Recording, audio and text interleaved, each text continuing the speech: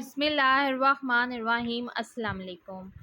اللہم صلی علی محمد وعلی آل محمد کما صلیت علی ابراہیم وعلی آل ابراہیم انک حمید مجید۔ اللہم بارک علی محمد وعلی آل محمد کما بارکت علی ابراہیم وعلی آل ابراہیم انک حمید مجید۔ پیارے دوستو، آپ کا بہت بہت شکریہ۔ آپ میرے چینل کو دیکھتے ہیں، ویڈیوز کو پسند کرتے ہیں، اس پہ کمنٹ کرتے ہیں اور لائک کرتے ہیں۔ آپ کا بہت بہت شکریہ، میرا حوصلہ بہت بڑھ جاتا ہے اور کے لیے بہت دعا کرتی ہوں۔ اللہ تعالیٰ آپ سب کو کامیابیوں دیں اور آپ بھی میرے لیے دعا کیجیے گا۔ اچھا، آج ہم اپنی کہانی کی طرف بڑھتے ہیں۔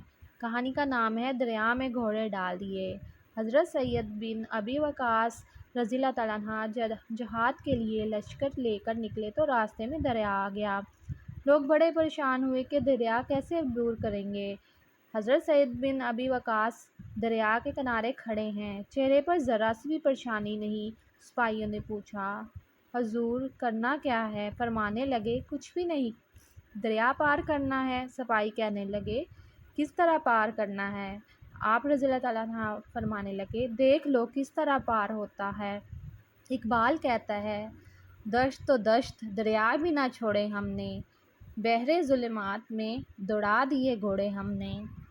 حضرت سید بن وقاص رضی اللہ تعالیٰ عنہ دریا کے سامنے کھڑے ہو کے فرمانے لگے، اور دریا، تو حضرت موسیٰ علیہ السلام کے نافرمان قوم کو تو رستہ دے دیا کرتا تھا، ہم تو محمد صلی اللہ علیہ وآلہ وسلم کے فرمانبردار کلام ہیں، ہمیں کیوں رستہ نہیں دیتا؟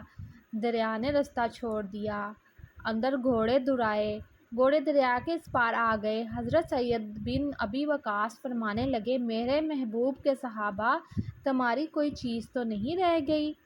دریا میں تو ایک صحابی کہنے لگے، میں جلدی سے نکل آیا تو مٹی کا ایک پیالہ گر گیا۔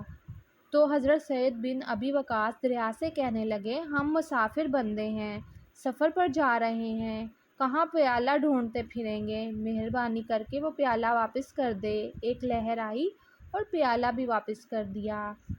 اس واقعہ کو اہل فارس حیرت سے دیکھ رہے تھے اور انگشت بدناں تھے کہ وہ دریا کی برفری موجوں کو کس پرسکون انداز سے عبور کر رہے ہیں۔ جب لشکر اسلام نے دریا کو عبور کر لیا اور مدائن میں داخل ہونے لگے تو لوگ چیخ چیخ کر ایک دوسرے سے کہنے لگے، خدا کی قسم، خدا کی قسم، دیو آمد، دیو آمد، یعنی جن آ گئے، ہمارا انسانوں سے نہیں بلکہ جنات سے واسطہ ہے۔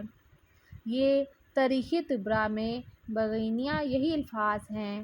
اگر آپ کو یہ کہانی اچھی لگی ہو تو پلیز میرے چینل کو سبسکرائب، لائک اور شیئر ضرور کیجیے گا۔ اپنا بہت سا خیال رکھیے گا۔ اللہ حافظ۔